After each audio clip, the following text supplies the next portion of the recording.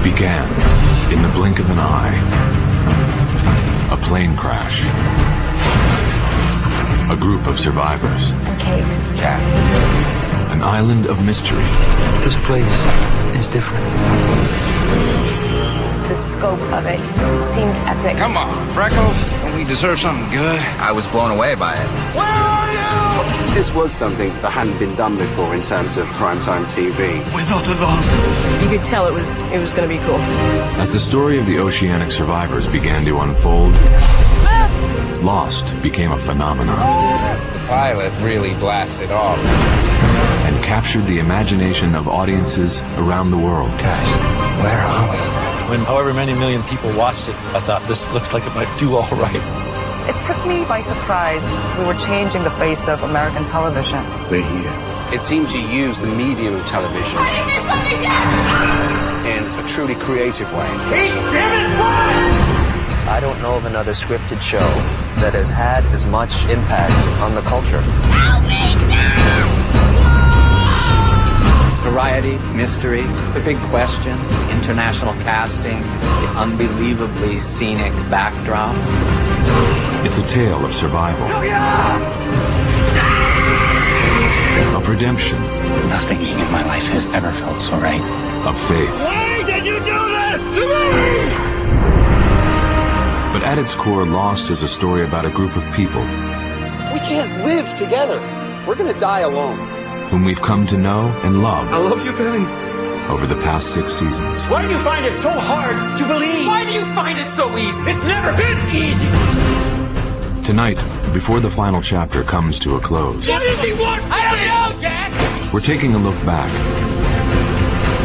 to remember how they loved They were all talking about, the chemistry there. and lost, I was pretty moved. I actually got kind of emotional. how they fought I have life here. and died. It affected everyone a lot more than we expected. The cast of Lost joins producers Damon Lindelof and Carlton Cuse to share their experiences. In breaking all these rules, that was what made Lost special. This only happens to somebody once in a lifetime if they're lucky. It's changed my life. And celebrate the story that captured our hearts, You have to go. I won't leave you. challenged our minds, and touched our lives. I came in one person and I'm going out another person, and I'll be forever grateful. I'll see you in another life, brother. My vision went from here to here, just like that. We were brought here because we're supposed to do something, James. I'm so happy with how it's all coming to an end, and it just feels so right. Just have to trust me. Here we go. Quite a journey, y'all.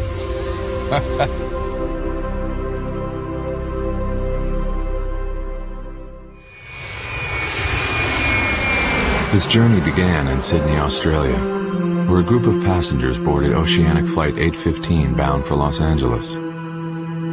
Strangers, but with something in common. They were all flawed and facing their struggles alone. But what they would experience together would change them forever. The story that started 6 years ago concludes tonight. So let us go back to the beginning, where the television drama that became a worldwide phenomenon began. I decided to go out on auditions during a pilot season. I figured if anything, I'd get, a nice little Hawaiian vacation out of doing the pilot. Then when I saw the script, it seemed really ambitious to me. I thought it was one of the best pieces of material that I'd ever read. I knew that it was something unusual just because of the collective intelligence of the people in the room, probably. First thing that stood out was the scope of it. It seemed epic. I really got a sense that it would afford a lot of opportunity to explore human nature. Don't worry.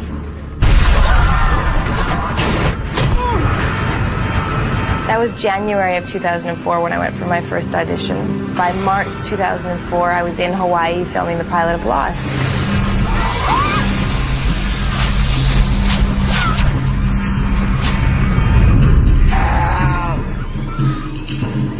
On September 22nd, 2004, Lost premiered in the U.S., and over 18 million viewers were captivated. The pilot was such a great experience. I mean, it was insane, just going to that beach every day. I'm having contractions. How many months pregnant are you? Getting to know everybody for the first time and just trying to figure out everyone's relationships and their characters. Hey! What's your name? Jack! It looked like a movie to me. If this was going to be something that hadn't been done before in terms of network, primetime TV, it was a brilliant way to start. You'd think they would have come by now. I thought it was extraordinary. Anyone. I was blown away by it.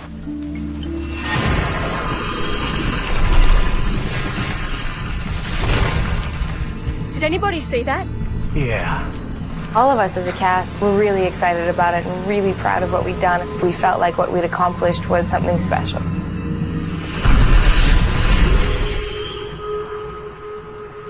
Terrific. The show's ambitious production style immediately set it apart. When Jack, Kate, and Charlie went to find the cockpit, that was the first stuff we ever filmed when we got to Hawaii. You all, everybody! You never heard that song? I've heard it, I just don't know what the That's hell. us. Drive Shaft. Look, the ring. Second tour of Finland. We gotta keep moving. And to see that come to life was pretty impressive.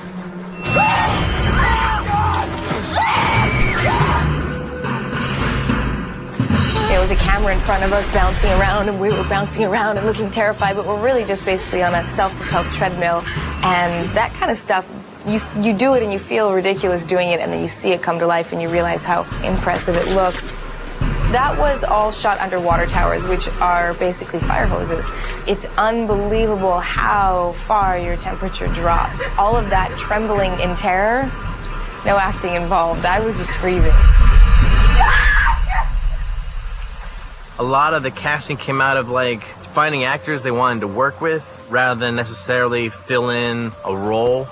Think of this redneck! Want some more of me, boy? Hey, we're all in this together, man. Let's treat each other with a little respect. Shut up, Lardo. First, it was just, wow, I hope I'm on the level and I don't get fired, because they're all wonderful actors. Knowing that we were all going to basically drop everything and move to Hawaii and have to live together on an island, literally, they wanted to find people who seemed to have good chemistry with each other on and off screen. You're okay.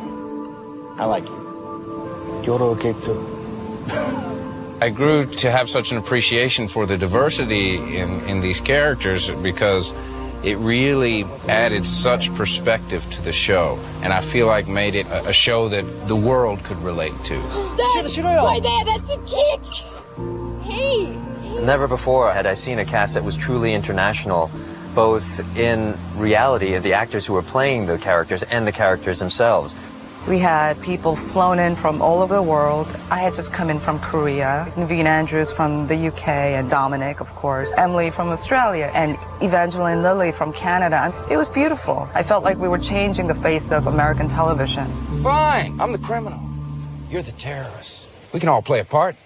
Who you want to be? We were just kind of crossing our fingers. I hope they like it.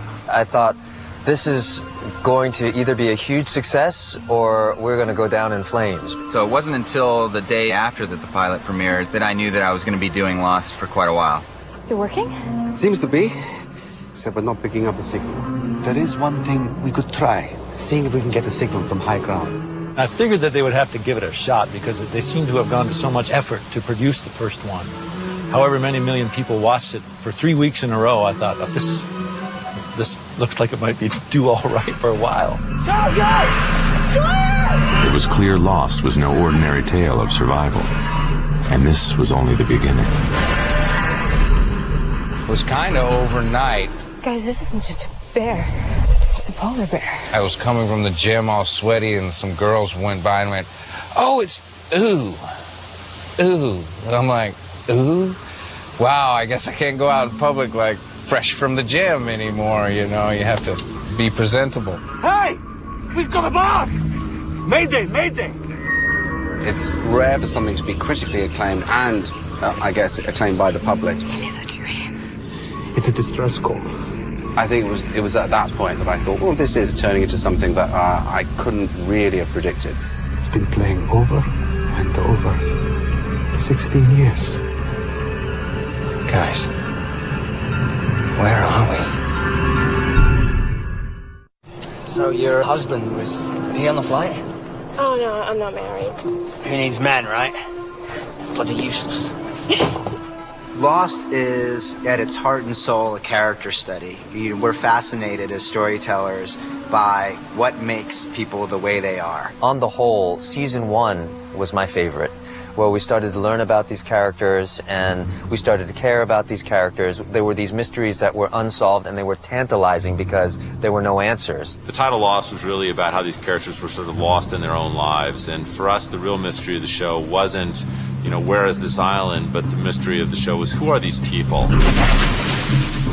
And the first character audiences were introduced to was Dr. Jack Shepard.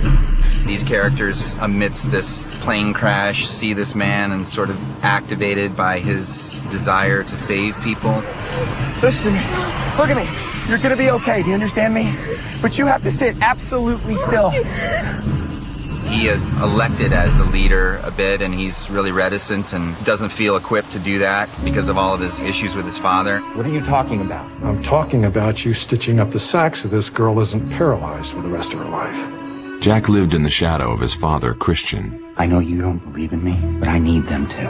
Are you sure I'm the one who doesn't believe in you, Jack? Although Christian died in Sydney,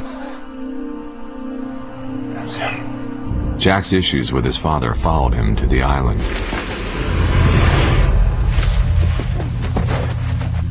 Dad? It's very rare that you would get an opportunity to play a character over a 6-year arc that has had such an arc. I'm not a leader. And yet they all treat you like one. The experience of playing this guy and going through what he's had to go through and trying to tell his story the very best that I can has been great. It's been an amazing experience. Excuse me. Do you have a second? I could use a little help here.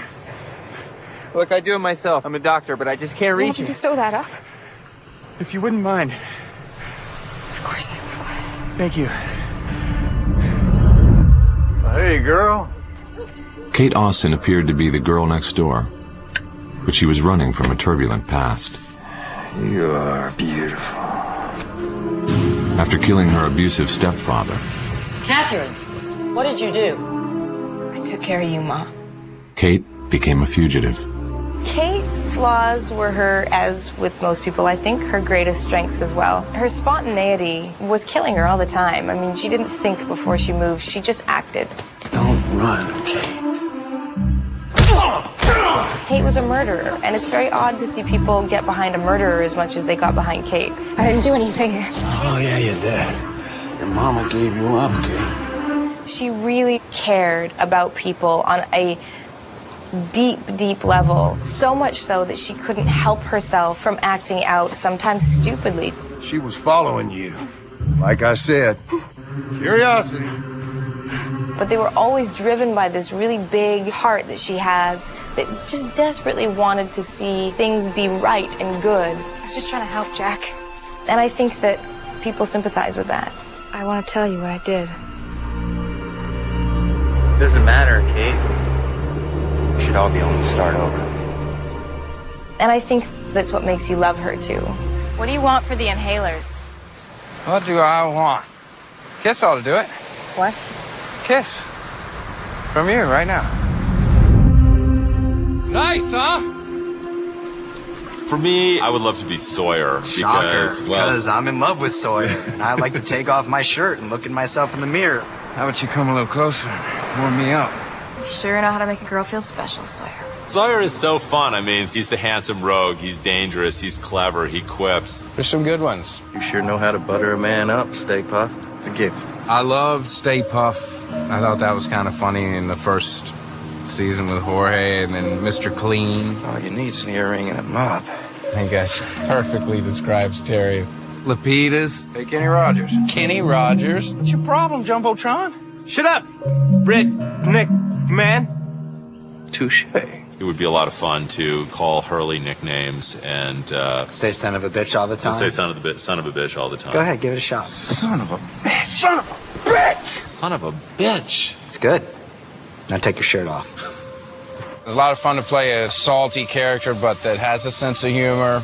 But I was worried about his survival because he was so hard. Shut up.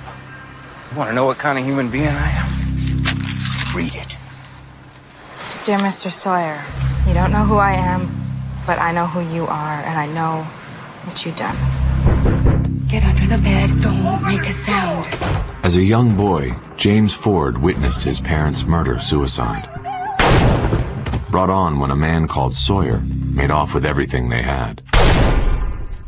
Revenge became his life's purpose, and he took on the identity of the man he sought. This letter wasn't written to you. You wrote this letter. I think that was a major moment, him being found out, you know, what his kind of dark secret is, really put a chink in his armor and allowed his humanity to seep out of that. I think you've never actually tortured anybody in your life. Unfortunately for us both, you're wrong. I was a military communications officer. I fought in the Gulf War. Who are you, Air Force? Army? The Republican Guard. Saeed Jarrah battled with a dark past. Guess you have a new skill set you can use. It immediately spikes your interest. And then you think, you know, is this a gimmick? Why are they doing this? Is this person going to be a human being as opposed to some kind of symbol or something, shall we say, less attractive? Noor Abed Jassim. I'm going to ask you some questions. Nobody calls me Noor. Said. What was unusual was that this character was a romantic. This isn't a game, Nadia. Yet you keep playing it, Sayed. Somewhere, there's this part of him that is pure, that will allow him to find some kind of redemption. One of the greatest things about this show is that the writers were smart enough to show us a stereotype and then flip it on its head. Last week, most of us were strangers. People of different countries, of different races, of obviously different genders, are trying to figure out how to build a society. But we're all here now, and God knows how long we're going to be here. At its core, it still is a story that asks the question, can we all get along? But if we can't live together, we're going to die alone.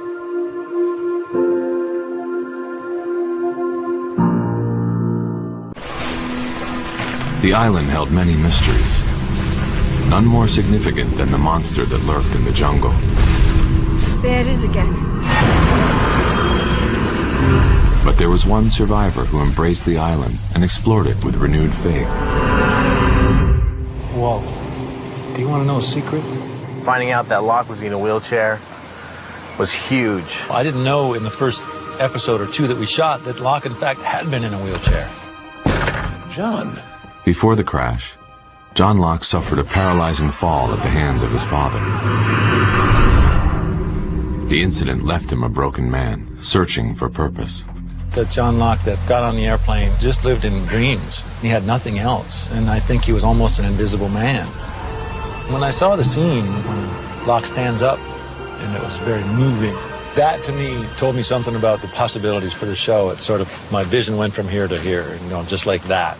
There are plenty of things on this island we can use for sustenance. And exactly how are we going to find the sustenance? We hunt. And all of a sudden the possibility was presented to him that he could be somebody, that he could influence the outcome of events, and that people would actually listen to him. That was hugely seductive. I've looked into the eye of this island, and what I saw was beautiful. I never heard the voice that said, "This is the eye of the island." And you're looking into it, John. But he interpreted it as having a special relationship with the island. He made that. We were brought here for a purpose, for a reason, all of us. And who brought us here, John? The island.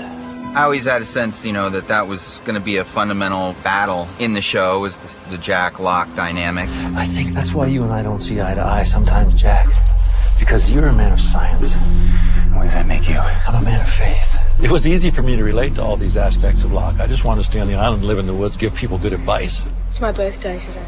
At least your birthdays will be close together, you and your baby, and that's good luck. You believe in that? I believe in a lot of things.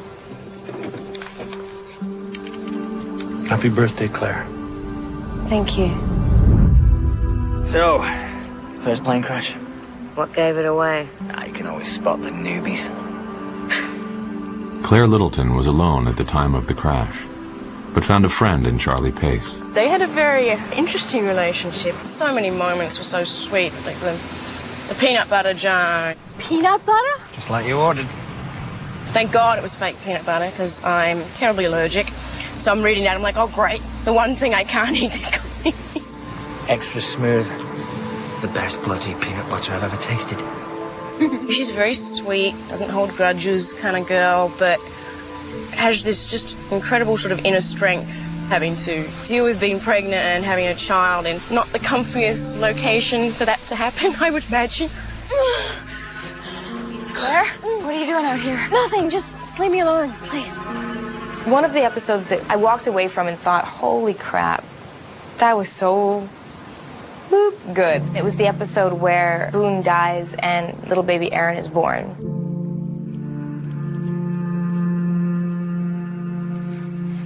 Ready? Come on, one more. Push, push, push, push, push, push. You know, the death and the birth and the falling away of one thing to give life to a new thing. It was just executed so dramatically. That was a really special episode. You know, Charlie has become sort of the surrogate father for a child. The three of them kind of comprise the closest thing to a nuclear family that exists on Lost. I love you. What are we looking for again? Any long piece of metal or plastic tubing, anything that looks like it'll work as a frame. The first really profound moment of the show was at the end of the first season when we had the raft launch. I thought it was pretty great, you know, pretty seaworthy. I mean, it was a raft. Those guys made it out of materials that they found and could have been on the islands. It was actually more stable than the camera boat. It's coming together fast. You know, the raft was this real measure of hope for the show, the idea that they could actually get off the island. 자기랑 같이 있어. 당신은 누가 지켜줄 거예요? I felt like it was a culmination of all the work that people had put in for a very difficult year. And I felt like it was a celebration of where the show started from and where it had come.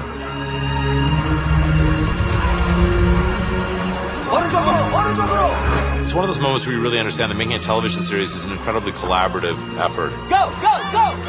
It's about literally 300 people doing something in unison.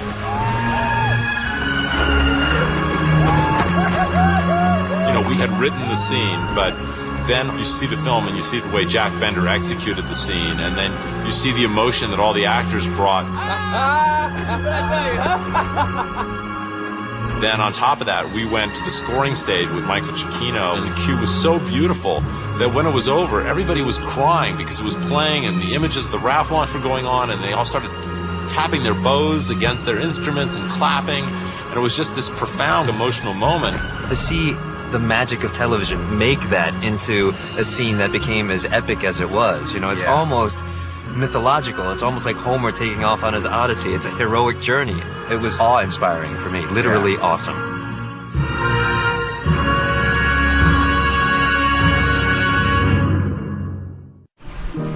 The story of Lost required a unique backdrop where its dramatic tale of survival and mystery could unfold. The island of Oahu in Hawaii proved to be the ultimate location. When I got this job, I said, honey, we're going to Hawaii. She said, where is that? We looked on the map, and we looked at the Pacific and thought, geez, that's it? That's in the middle of nowhere. Hawaii's been amazing. It's a perfect set for our show. That's your island. I really enjoyed that. So much of the show is shot outdoors. It has incredible mountains. The weather can be beautiful, but it can turn. You can have incredible rain. Storm's about to pass, Hugo. The sea can be treacherous. It can be really, really tough. You're in mud up to your ankles, or you just spend a ton of time in the sun, and, you know, the crew has just been absolutely amazing. I mean, there have been days where I just don't know how the equipment gets in and how the equipment gets out. It's not easy, but it's worth it. Beautiful, isn't it? No matter how much time you spend on the island, you just never get tired of this view. This landscape is a character in the show. I don't know when I'll ever work in as magical an environment as I have done here on Oahu. In the 121 hours of the series, all but 4 scenes were shot in the Hawaiian Islands. Just looking back, I think we did a pretty good job being sort of all over the world and shooting everything right here in Hawaii. Is this your first time in Tunisia? No. From the acting point of view, that kind of production design is, like, to me, 75% of the battle. Welcome to Iowa. And the fact that they managed to do it here, you know, in downtown Honolulu, to create Germany, you know, Eastern Europe, the mind boggles. It was very daring to allow characters to move between those worlds. 허락하셨어. What? In the history of American television, we've never had a television show with half of 42, minutes being subtitled. 이거요. 간단한 영어를 발음대로 적었어요. Every Korean person understands some words of English. Ow! 무슨 일이에요? I stepped on a friggin' urchin! My task when I was listening was to pinpoint the words that I thought that Jin would understand. You're gonna have to pee on my foot, man. Just pee! Pee on it! No! Pee on! No! So that he could hook onto those words and give him the appetite to stay in the conversation. I guess that falls under the category of be careful what you wish for. You understood me. You did, didn't you? You just understood what I said. Sun was this mysterious, very traditional, even submissive at times, who was sort of trapped in a horrible marriage. 내가 어디로 가든지 꼭 따라와. 알겠지?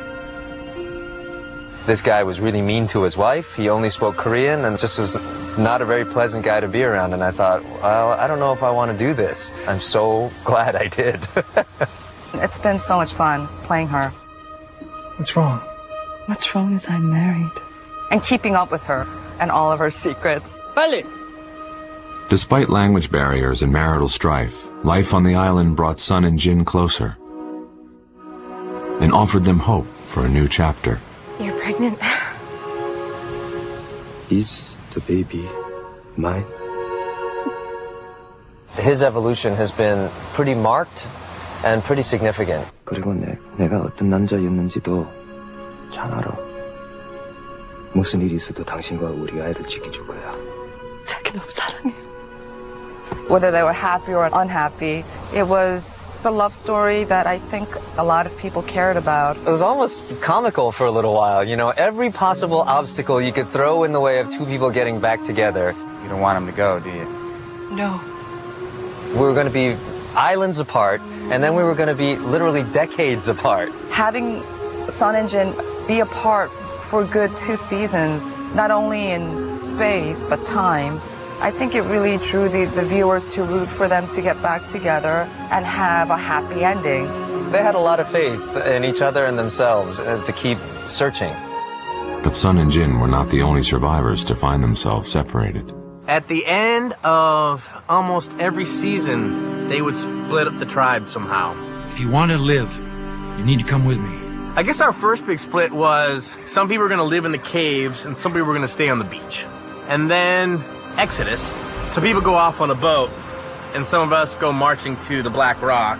And for a long time, at the beginning of season 2, it was like we were working on 2 different shows. And then eventually, they rejoined us and then we're back together again. Like our characters on the show, we were brought here from all over the world to this beautiful Hawaii island. We became best of friends because we were sailing on this ship together and it was doing well and we were just getting to know each other. And as our relationships deepened, I felt like we became family. Those closing montages that we had a lot where you just kind of pan across everybody and Saeed throwing the apple and shaking sand out of my shoes. Those are nice. I love these guys kind of moments.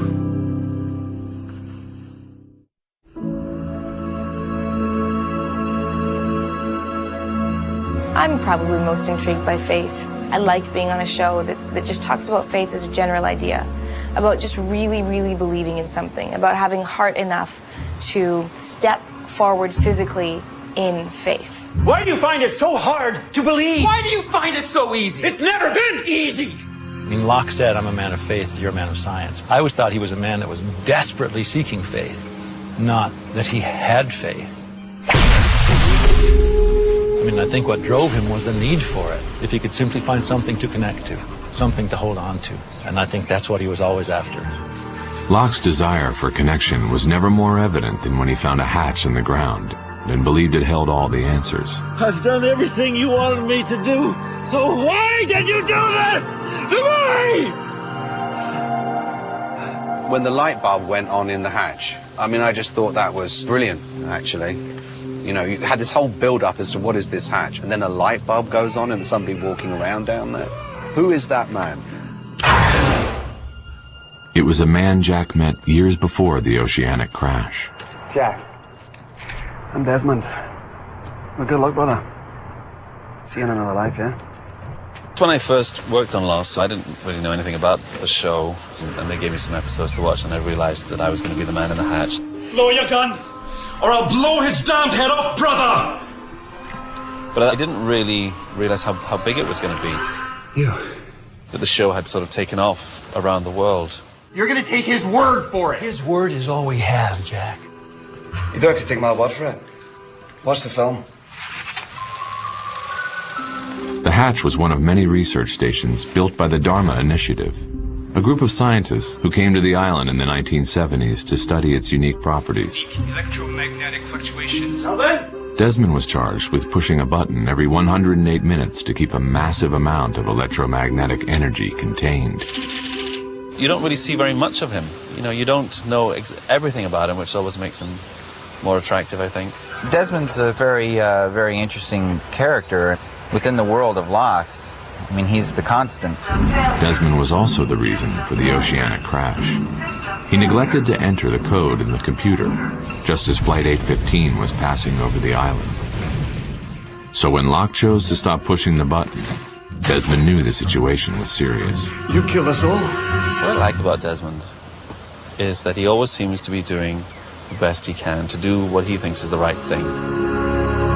Desmond turned a fail-safe key to destroy the hatch and prevent a global catastrophe. He survived the ordeal. Whoa, dude. I woke up in the jungle like this. Like the hatch blew off your underwear.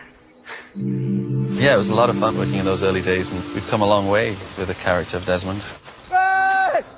Over here! The survivors soon met another man in the jungle. My name is Henry Gale. I'm from Minnesota. The original deal for Henry Gale was to be 3 episodes. Rousseau trapped him in the jungle. She believes he's an other. An other? What? This mysterious man was presumed to be one of the others, the island's original inhabitants, who often clashed with the oceanic survivors. You don't always know exactly how to play a role when you come in as a guest player. Of course, if I was one of them, these people that you seem to think are your enemies. But this one I had an instinct for. I knew kind of what to do with it right off the bat. I'd draw them out to a real secluded place. And when your friends got there, a bunch of my people would be waiting for them. And then they'd use them to trade for me. I guess it's a good thing I'm not one of them, huh? You guys got any milk? As it turned out, Henry was one of them. My name is Benjamin Linus, and I've lived on this island all my life. Benjamin Linus was the leader of the others, and he would do anything in his power to protect the island. Well, what's fun to play with Benjamin Linus is the uncertain middle.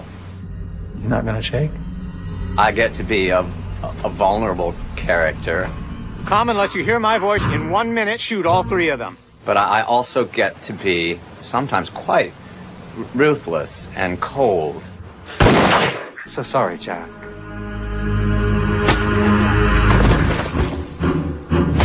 I've always thought that Ben used taking a beating as a tool to gain information about the people that were beating him. Did you lose someone? You know what I lost! I would venture to say that I am the most beaten character in the history of television. So that's been a big part of every working day. I'm so jealous of the other actors who, you know, they put a little sunscreen on and mess up their hair and they're ready for work.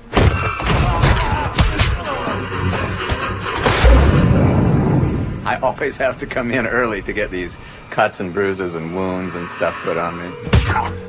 In Ben's mind, it was a small price to pay to get the informational advantage. Hello again. If he was anything simple at all, the audience would have tired of him before now. You're going to take this boat and follow a compass bearing of 325. And if you do that exactly, you and your son will find rescue. Well, that's it? Deal's a deal. They keep moving him around fractionally on the scale of good and evil. And just when the audience thinks they have him pinned down, then the writers change it up. Who are you people? We're the good guys, Michael.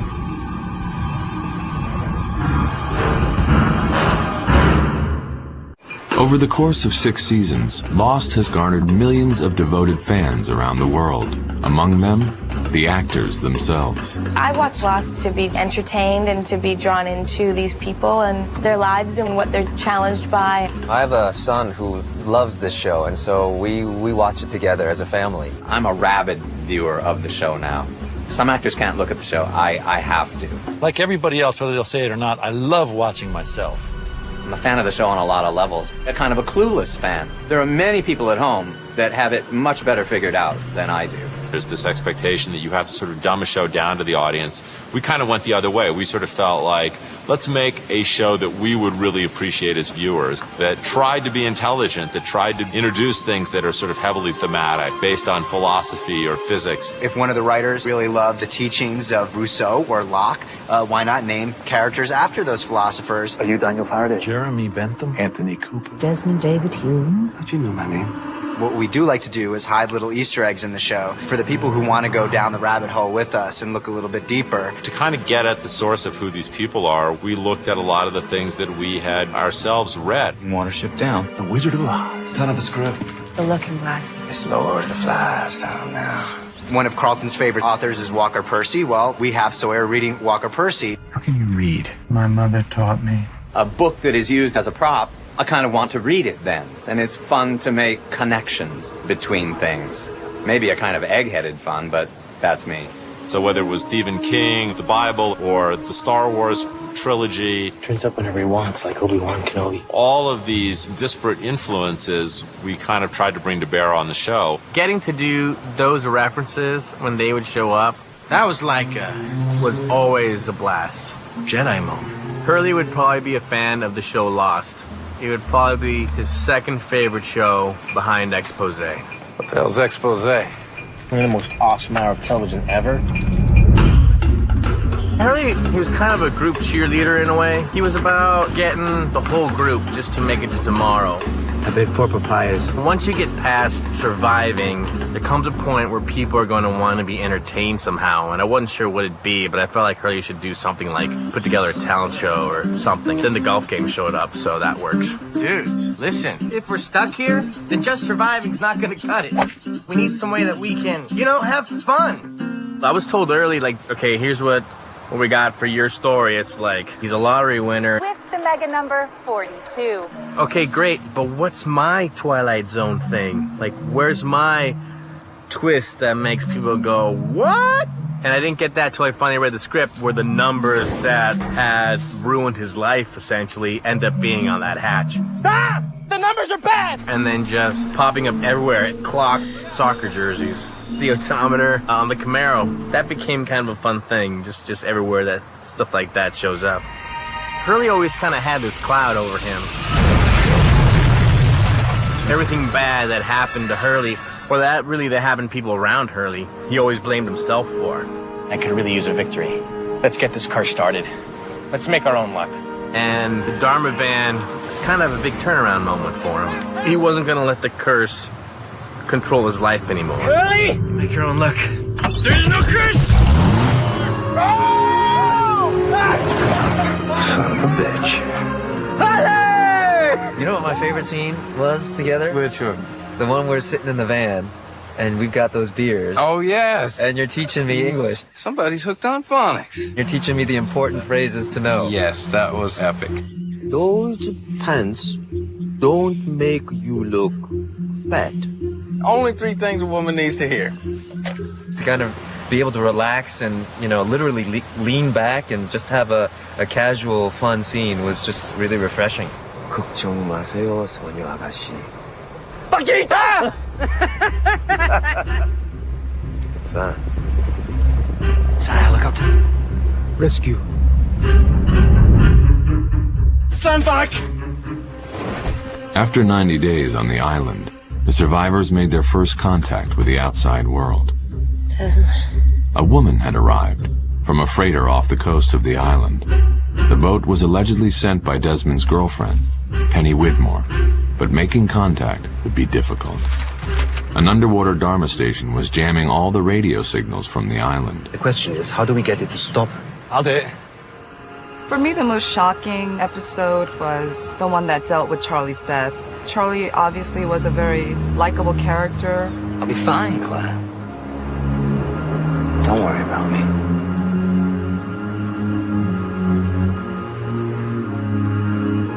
Felt like they'd known each other a lot longer. It just evolved into something that was just perfect, and now, really sad. Charlie went down to the underwater station and turned off the jamming signal, giving his friends a chance to call for help. How did you get this frequency? Desmond! Did you just say Desmond? Yeah.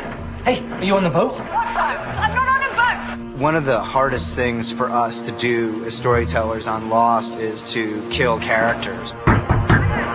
Because in many ways, these characters are friends. Charlie! When we killed off Charlie in the season 3 finale, it was something that we deliberated over for a very long time. How he died was just so moving, and I have to say I was crying my eyes out when I saw Charlie drown. It really hit home because everybody loved him. It affected everyone a lot more than we expected, maybe, too. When we actually went into the editing room, the moment when Charlie actually dies was this profoundly upsetting thing. It felt like losing a loved one, even though it was just pretend. What is it? Charlie just got us rescued. With the signal cleared, the call for help was finally answered. I'm one of the survivors of Oceanic Flight 815. Can you get a fix on our location? Hell yeah, we can.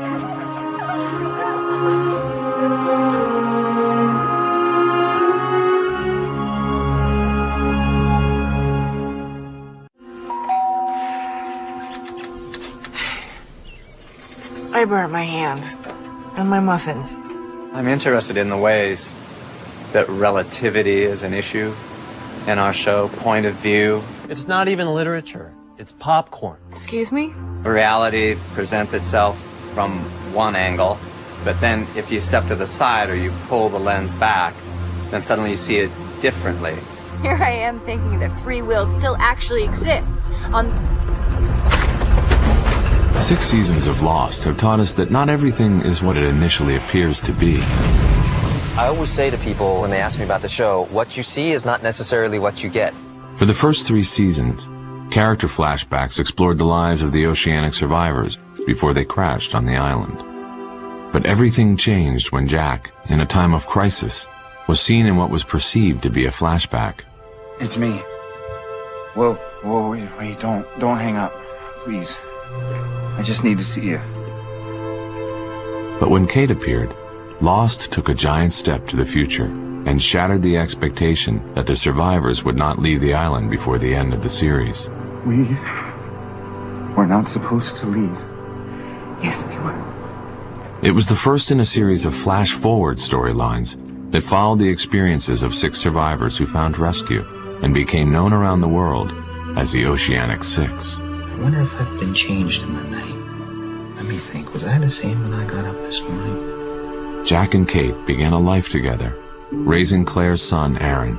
As an audience, we always got the sense that they would be good together. I'm so glad that you're here. That episode with Kate where they're sort of living in a world where they're in love and they're gonna get married. Of course I will, yes. Things seem to be really beautiful, but underneath that is this thing pulling at Jack. It was like the island was destroying him from afar. I think Jack and Kate struggled as much as they did because ultimately Kate was not Jack's purpose in life, and Jack wasn't Kate's purpose. You can't do this. If you have problems, you need to figure them out. There's nothing more sad and tragic than 2 people that you really feel would have been great together, but the circumstances that they find themselves in doesn't really afford itself to having the opportunity to make a really good, pure connection. And the circumstances that led to Jack and Kate's eventual departure from the island all began when a chopper arrived from the freighter. Who are you? I'm Daniel Faraday. I'm here to rescue you. Faraday was a physicist who came to the island with a science team and their pilot Frank Lapidus. But rescue was not their primary mission. This is Charles Widmore, the man whose boat is parked offshore. Charles Widmore was once the leader of the others before he was banished from the island by Ben. I'll be seeing you, boy. Widmore sought vengeance, so he sent the freighter to the island, which also carried a team of mercenaries to capture Ben. Let's go, Freckles. Seen enough of this rock. Jack and Sawyer led a group to Widmore's freighter, but the chopper began leaking fuel. I'd feel a hell of a lot better for it a few 100 pounds lighter! Hey. So Sawyer made a fateful decision. I wonder how much of a relationship Kate and Sawyer was supposed to have. In that pilot, when we did that little gun scene and I pulled her in close. Little girls like you.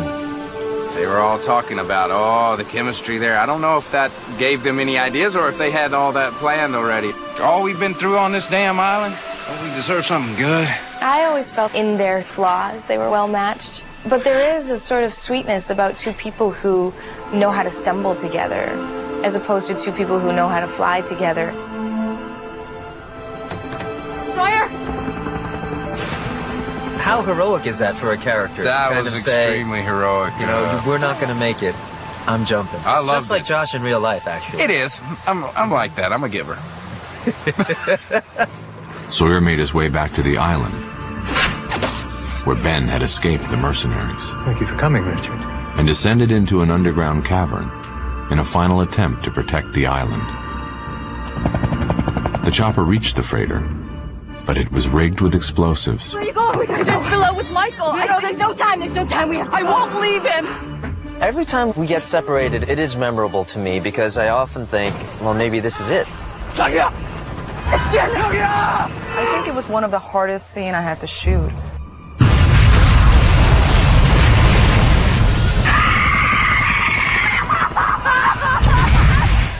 My hands were shaking. We're not turned back! Son! It's gone! That might be the last time they see each other, so it was significant. And significant for Sun in that she believed that Jin was dead. Repeat us! Fly us back to the island! With the freighter destroyed, the chopper made its way back. Just as Ben Linus turned a mysterious wheel, causing the island to vanish. Where the hell's the island? It's gone. That's it, people! We're out of fuel!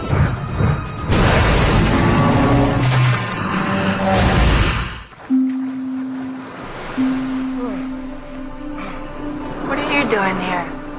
Decided to take a dip. But I hope Lost is mainly remembered as a character-driven show. But you're celebrating. I'm not celebrating.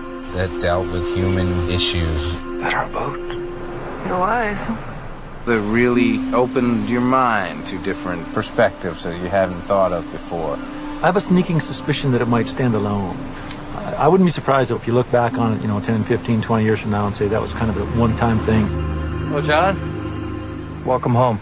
In terms of creating a world you can escape, escapist television, I don't think it gets any better than this.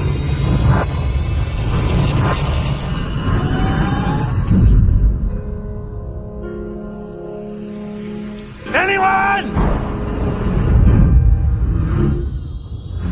When Benjamin Linus turned the wheel to move the island, he was transported halfway around the world to the Tunisian desert, and he began making contact with the Oceanic Six, who had already found rescue. Hello, Hugo. But back on the island, Locke, Sawyer, Juliet, and the remainder of the science team began flashing through time. And during one flash, Jin. Sawyer? they found Jin very much alive. We have to go back to the Orchid. Excuse me? That's where all this started. Maybe it's where it'll all stop. So Locke turned the wheel again, and the time flashes stopped. I think it's over. I think John did it. Now what? Now we wait for him to come back. After Locke turned the wheel, Sawyer and Juliet were left stranded in 1974. And with Jin and Miles, they joined the Dharma Initiative. That potato sack of a jumpsuit was hilarious, man. You come put that on every day, you're like, wow, all right. I think Dan had the big sideburns. I liked it. It was funny to be 70s. Hey, boss. Evening, Edith. Sawyer became head of security. Juliet was a mechanic. Something smells good. And the two fell in love. Was that for me? Whereas Kate and I had 3 years to earn that relationship, they gave us 2 scenes. I love you. I love you too. But I watched it and I was convinced. I was rooting for Sawyer and Juliet almost immediately. I mean, Sawyer, when he was talking to Juliet at night after the big storm, you know, sort of pouring his heart out about Kate. Why don't you tell me now? I involuntarily, in my head, was thinking, kiss her! Kiss her! After turning the wheel, Locke was transported 3 years in the future to 2007. He began searching for the Oceanic Six to convince them to return to the island. I'm not going back. The answer is no. No, I'm not going anywhere with you. You leave me alone. And you leave the rest of them alone. Locke had failed, and when he'd lost all hope... Wait, please, John, stop. Benjamin Linus saw a chance to reclaim his role as the leader of the island.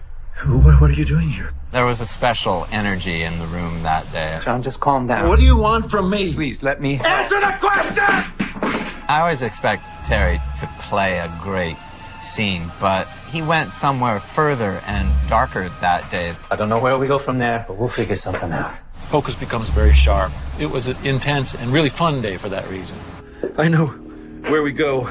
There's a woman here in Los Angeles, Eloise Hawking. Eloise Hawking. You sure? Yeah, why? Do you know her? Yes, John. I know her.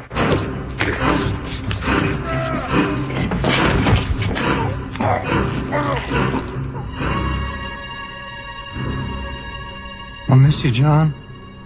I really will. I would say it was the most intense day's work I ever did in front of the camera. The news of Locke's death profoundly affected Jack, and was the catalyst in his decision to return to the island. There was something happening there that didn't even have to do with Jack himself. It had to do with his fate.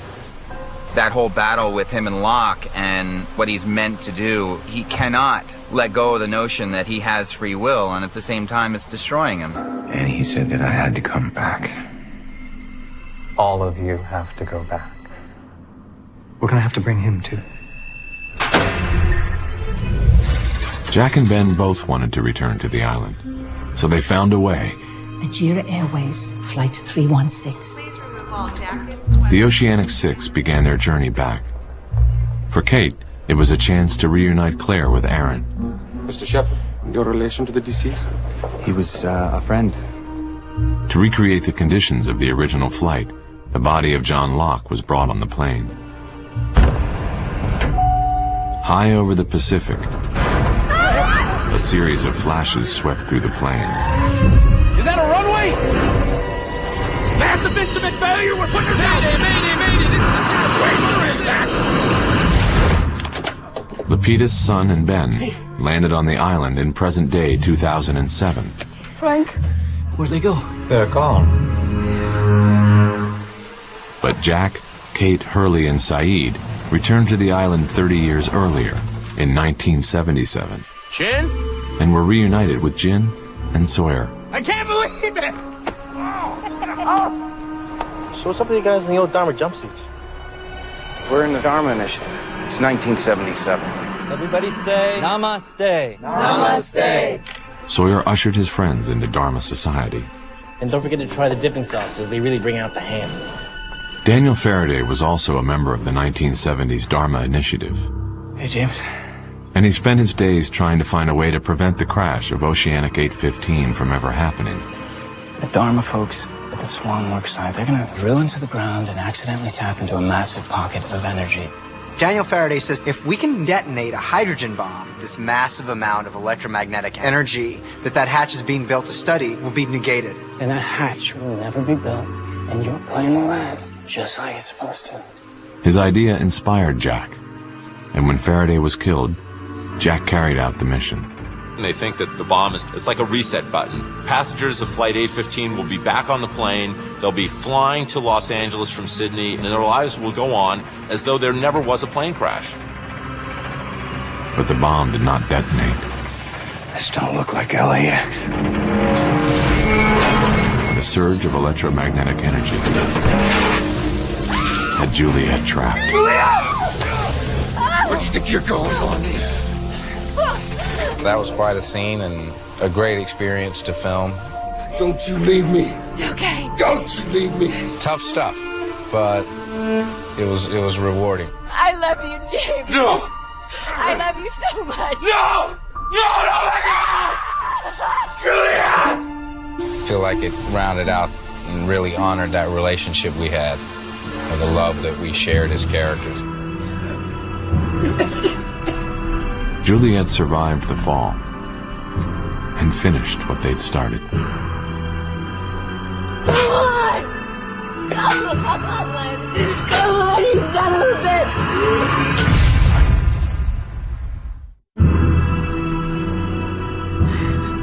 The big question as we move into the final season of the show is, what is the consequence of Juliet tapping that bomb? So at the beginning of the 6th season, we start on Oceanic Flight 815, and it appears that the bomb has actually worked. And our passengers are flying to Los Angeles. Looks like we made it. We sure did. However, we start to realize that there are subtle differences between this group of people and what we saw initially in the pilot of the series. You really shouldn't tell people you won the lottery. Thanks for the advice, dude, but nothing bad ever happens to me. I'm the luckiest guy alive. On Lost, we've had flashbacks, and then we had flash forward, and now in the final season of the show, we have these things called flash sideways. Something wrong? No, you just... Do I know you from somewhere? I'm not sure. For so long, these people's stories have basically been governed by this idea that the island is pulling them to it. We wanted to tell stories for a very specific reason this year, where the island was not in play. This time around, the island is sunk. It is now on the bottom of the ocean. And so the passengers of Flight 815 are flying to Los Angeles from Sydney as though there never was a plane crash. When we actually saw the plane land safely in LAX, I was just like, it was very emotional. Walking off the plane was so significant. Wow, they made it. And our brains are telling us, okay, how did this happen? Did it happen because the A-bomb went off and it actually sunk the island, or is there something else going on here? Hello? Then, shortly after that, we see our characters are on the island, and they've detonated the bomb, and it didn't work. No. They get jumped to what we call island present, but they are still stuck on the island. It was right back where we started. I'm sorry. I thought it would work.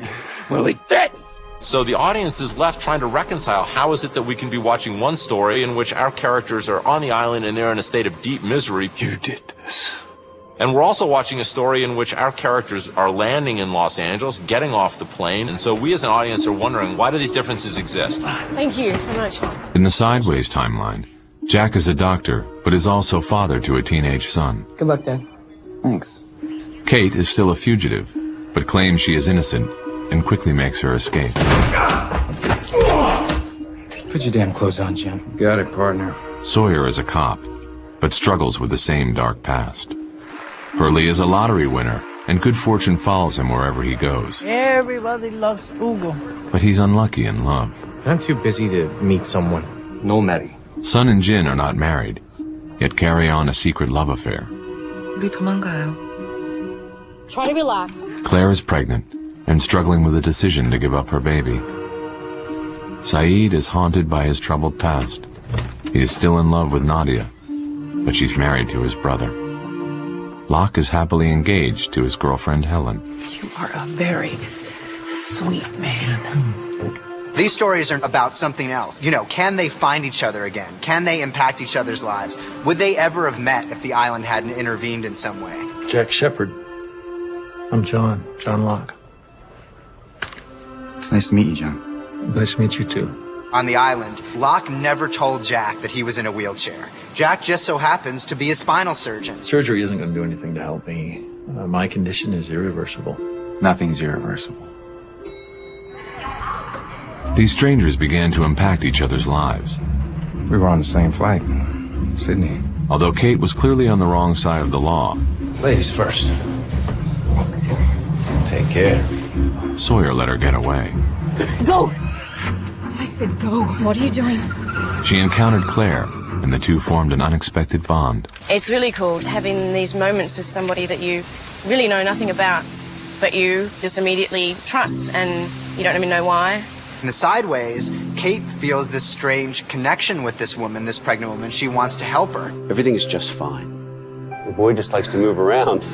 The prospect of that, for me, was really exciting. I loved the idea of exploring the what if. John Locke lost his job, Dude! which led to another connection. Hurley, it turns out, is actually the owner of the very company that John Locke has been working for. I own a temp agency, too. And Hurley, in turn, gets John Locke a job as a substitute teacher at this school.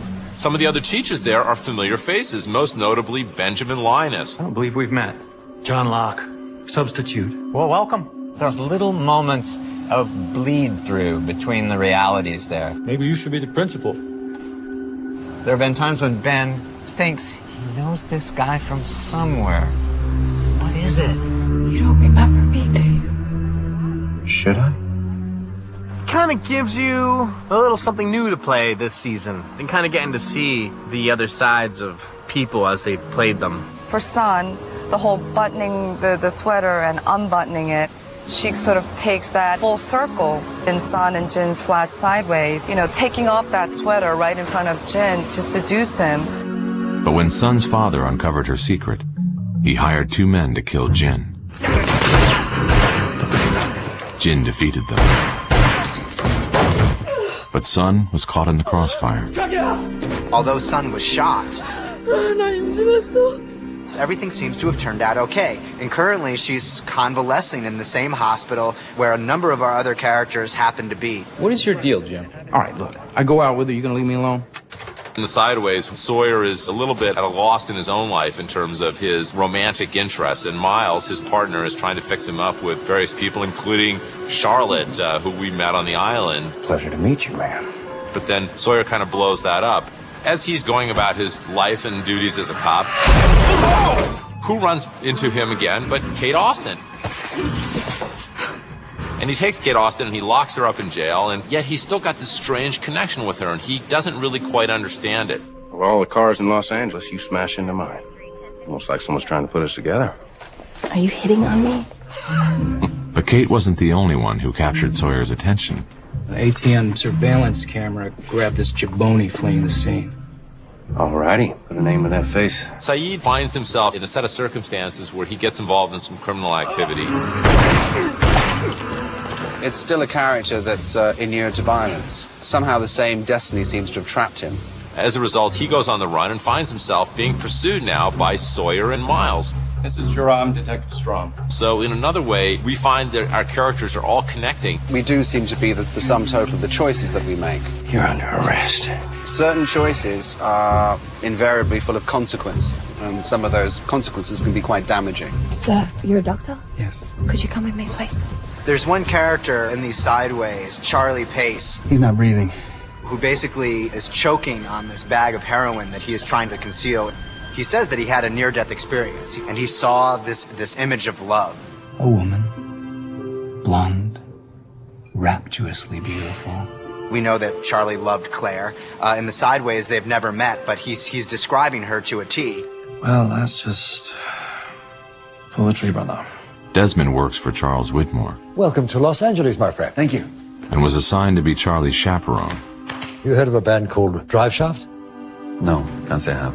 He was leading an empty life. He wasn't depressed, but it was just there was something missing, and he knew there was something missing. He couldn't put his finger on it. Charlie took the opportunity to show Desmond what he saw. So Charlie grabs the wheel, he takes Desmond's car off this pier, and they go into the water. And as Desmond is trying to extricate Charlie from the car, Charlie puts his hand up against the window, and Desmond suddenly has this flash of when Charlie died. And written on Charlie's hand is not Penny's boat. Desmond, of course, has never met Penny, doesn't know that name, but he has this sort of profound sense of the most ultimate deja vu you could ever experience. This means something to him. And I thought, I've seen something, and I've seen the light. But I think it's even beyond that. I think he's become more enlightened. Who's Penny? Desmond's awakening set a series of key events in motion. These two worlds are starting to move a little bit closer together, and the reason is that Desmond Hume had a moment of awareness. He seems to have some complete and total memory of the island. Can you get me the manifest for my flight from Sydney?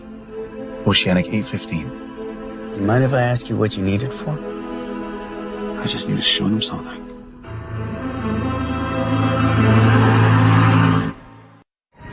During the final season of Lost,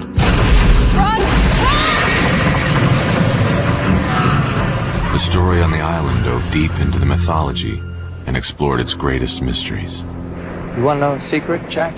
Something I've known a long, long time? We're not on an island. We never were. We're in hell. I've known him since I was 12 years old. Richard looked just like he does today. I started to get an inkling that he was a little different than I'd imagined. I guess when I found out that he didn't age. And how the hell do you think that happened? For a long time, people on the show have wondered, what is the story with this guy, Richard Alpert? The guy doesn't appear to age. It looks like he's wearing mascara, eyeliner. These two things related? Are they related? Yeah. And we learned definitively, number one, he is not wearing eyeliner. The flashback with Richard Alpert was killer. I think everyone loved that, and I was right in that crowd. Alpert was a poor field worker in the Canary Islands of the 1860s. It was a period piece, and it felt like a mini movie within the context of Lost. It had sort of classic themes and elements. A series of tragic events led to Alpert's arrest. He was sold as a slave and confined on a ship bound for the New World. The vessel was drawn to the island and shipwrecked during a violent storm. For many years, the audience has been wondering, how the heck did that ship get in the middle of the jungle? And in this episode, we actually finally learn what happens. After 6 torturous days, Alpert was freed by the Man in Black. It's good to see you out of those chains. But soon became a pawn in his age-old war with Jacob. I didn't know that they would really go into the depths that they did with this episode, and I certainly didn't know that the episode would be tied to the mythology. My name is Jacob. Alpert became Jacob's advisor in exchange for eternal life. I was thrilled when I got to not only partake in that, but also just learn as a fan about what was at play on the island. Think of this wine as what you keep calling hell. Malevolence, evil. The cork is this island. And it's the only thing keeping the darkness where it belongs. When we were first introduced to Jacob and the Man in Black, our assumption is when maybe they're the God and the devil, maybe they're good and evil. Who are these guys exactly? And we recently learned, well, they're guys, you know. They have a history just like any other character on the show. Jacob and the Man in Black were brothers, born on the island a very long time ago. They were raised by a woman who was the protector of the island. What is this place? This is the reason we're here. The boys grew into men and were led to believe there was nothing beyond the island. I'm leaving, Jacob. No, it's impossible. There is no way off the island. Eventually, Jacob was chosen as the new protector. Now, you and I are the same.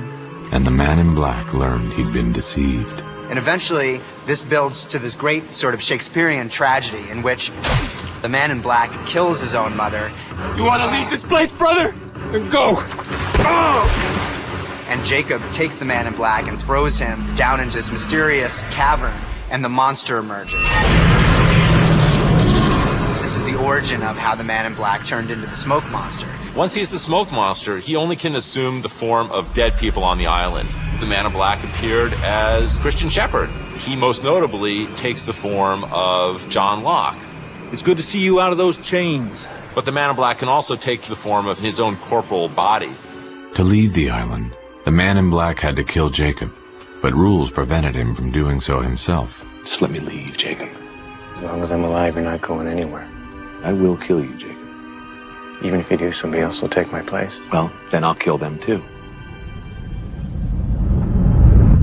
You're not going to steal anymore, are you? Be good, Katie. We see in flashbacks that basically Jacob has touched our plane survivors in their past lives. It's your choice, Hugo. Jacob's touch protected them from being killed and marked them as candidates to be his successor. So the Man in Black knows who the replacements are, and he knows when Oceanic 815 crashes that some of Jacob's precious candidates are in fact on that plane. So he starts to check them out. We might just have first been introduced to the Man in Black in the pilot itself. I hear this monster sound. Yes, something like that. That's exactly what it sounded like. And one of the first people that he checks out is John Locke. Very early in the series, the monster angles in on Locke, and Locke says that he saw this beautiful thing. Maybe that's the moment when the Man in Black first decided, this is my guy, I'm going to become this guy. You're alive. Yes, I am. I had all of season 5 not knowing that I was in fact that character. I was just being John Locke. who now wasn't as afraid. What, John, don't you trust me here with my former people? I'm not afraid of anything you can do anymore, Ben. The man in black emerged. This was somebody who simply couldn't get what he wanted. The man in black had all the pieces in place Hello, Jacob. and manipulated Ben to finally kill his nemesis.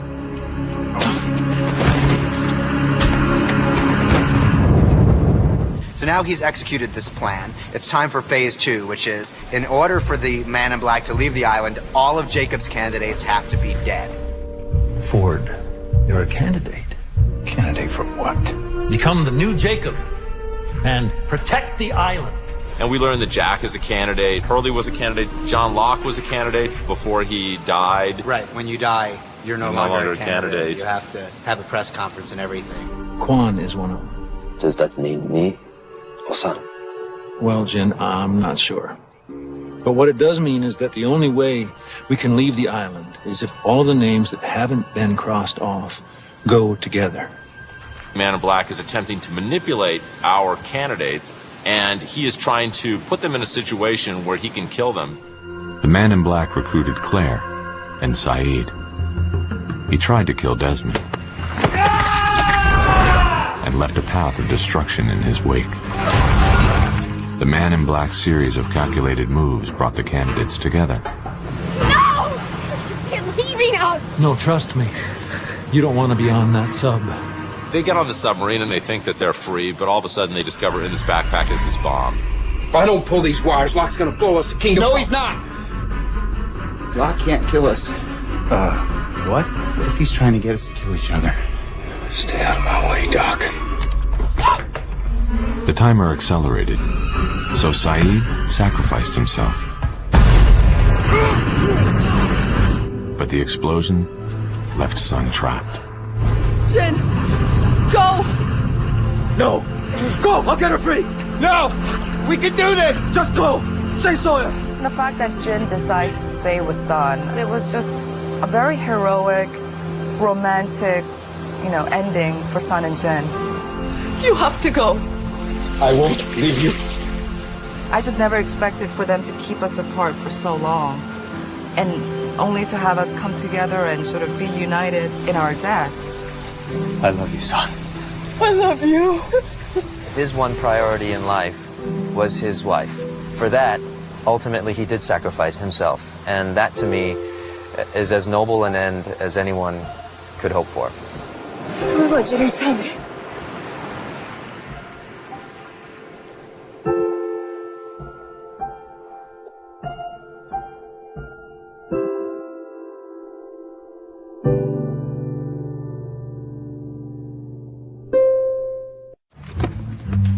As the final chapters of Lost unfold, two parallel storylines are drawing closer together. Were you on Oceanic Flight A15? Yeah. So was I. Wow, what a coincidence. In the Sideways, Desmond decides it's his mission to go out and basically try to catalyze the other characters so they can have their awakenings. I met a girl on a blind date the other night. She told me that we already knew each other. And that, I'd remember. Did you believe her when she said she knew you? Yeah. I say go with your gut.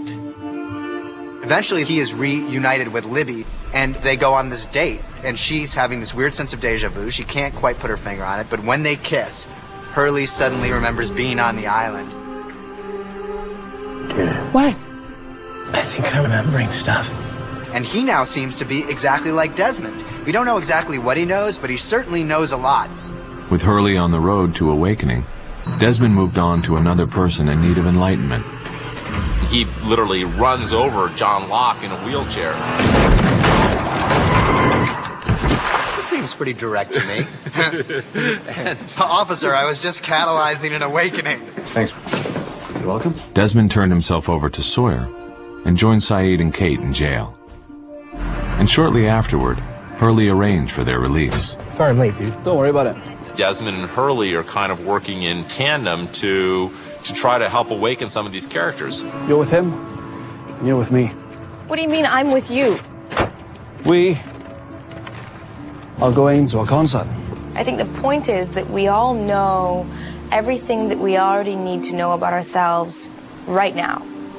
We just need to open our eyes and see it. You're gonna be okay, Mr. Locke. When Jack discovered that Locke was his patient, I think I know this guy. the coincidence seemed too great to ignore. For some reason, Jack feels this overwhelming desire to fix John Locke, to make him walk again. While I was operating, I got a look at the initial injury to your spine. I think that I could fix you. After much contemplation, Locke accepted Jack's offer. Maybe this is happening for a reason. Maybe you're supposed to fix me.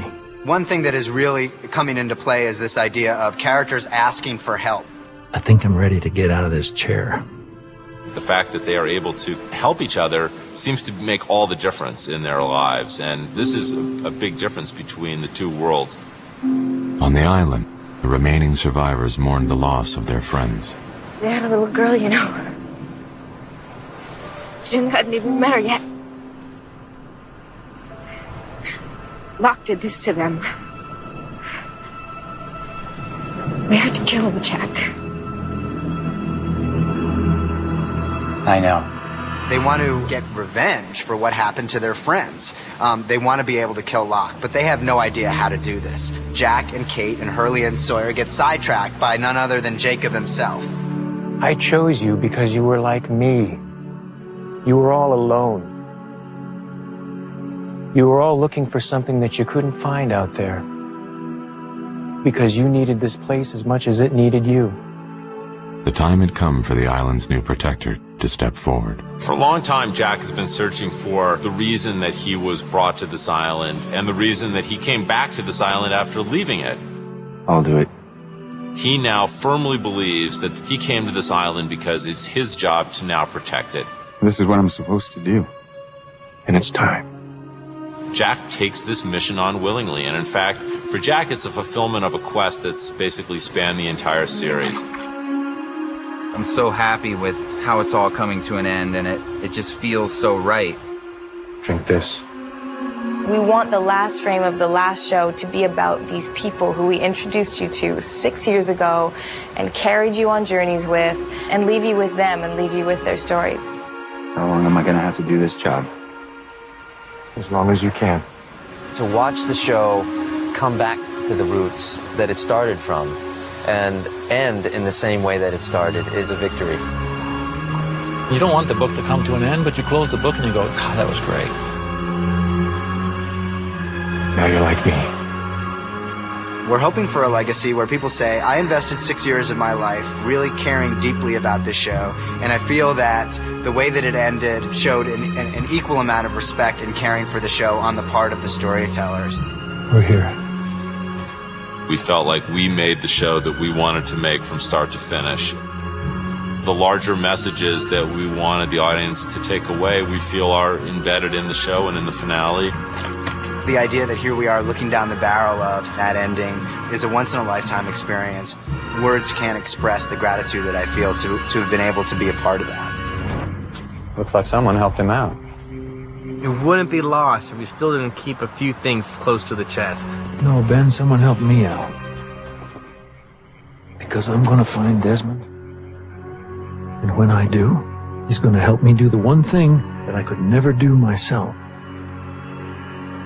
I'm going to destroy the island. We really don't believe that we ever would have made it this far if it weren't for the incredible, fan base of the show. It's pretty trippy and really wonderful. The greatest thing is that we could have ever imagined as storytellers was the ability to be a part of that community. This show doesn't feel like it's something that we made. It feels like something that kind of existed and we were able to tap into. We're profoundly grateful for having a chance to not only kind of build that world, but to be a part of it.